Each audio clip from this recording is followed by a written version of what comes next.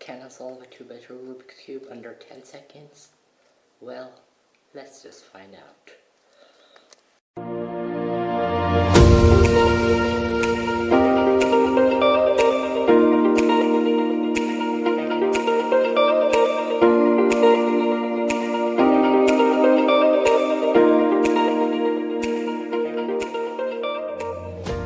What's going on, guys? It's the Spider back with another video.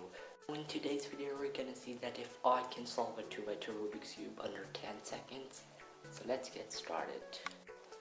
So now I'm gonna mix it and we're gonna see that if I can solve it or not.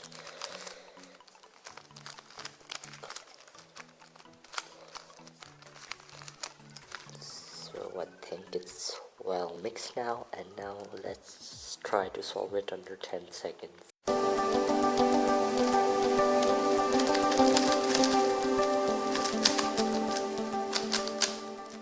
So the answer is yes, I can solve the 2x2 Rubik's Cube under 10 seconds. So this is it for today's video. I hope you guys enjoyed it. If you did, make sure to like this video, subscribe to this channel, and until next time, it's been the Spider, and I'm out. Peace.